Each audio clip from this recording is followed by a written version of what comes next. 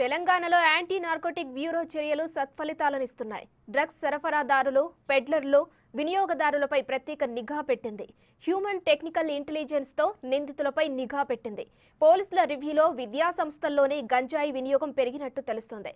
షాద్నగర్లోనే Symbiosis కళాశాలలో drugs వినియోగిస్తున్న 25 మంది narcotic bureau అధికారులు కౌన్సిలింగ్ ఇచ్చారు. గంజాయి సేవిస్తున్న 15 మంది గురునానక్ విద్యార్థులను గుర్తించారు. కుందన్ బాగ్లోని కులినరీ అకాడమీలోని 4 విద్యార్థులకు గాంజా పాజిటివ్ గా తేలింది. ఐఐటి బాసరాలో పలువురు స్టూడెంట్స్, జేఎన్టీయూ జోగిపేటలోని 3 విద్యార్థులకు గంజా పాజిటివ్ వచ్చింది. ఇక సిబిఐటి ఇండస్ స్కూల్ విద్యార్థులకు కోడ్ భాషలతో ఈ సిగరెట్లు విక్రయిస్తున్న అహ్మద్, జాఫర్లను అరెస్టు చేశారు. రైట్, దీనిపై మరిన్ని డీటెయిల్స్ మా ప్రతినిధి సురేష్ ఫోన్ లైన్ లో అందిస్తారు. సురేష్, తెలంగాణలో నార్కోటిక్ బ్యూరో ఏర్పాటు చేసి దానికి సంబంధించి నిధులు, అదేవిధంగా ఎక్విప్మెంట్ తో పాటు సిబ్బందిని, కొత్త వెహికల్స్ ని కూడా కాంగ్రెస్ ప్రభుత్వం ఏర్పాటు చేయడం జరిగింది. ఆ చర్యలు ఇప్పుడు తీసుకోవడం ద్వారా తెలంగాణలో మంచి ఫలితాలు వస్తున్నాయని చెప్పేసి కూడా నార్కోటిక్ బ్యూరో అధికారులు గుర్తించడం జరిగింది.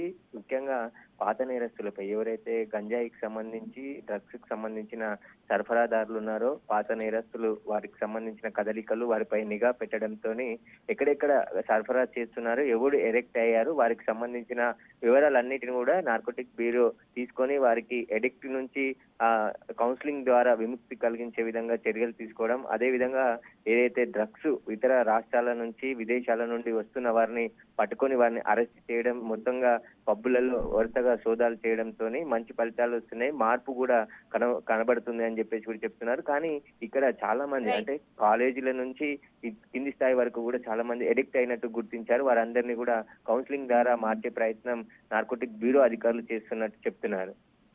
Thank you Suresh.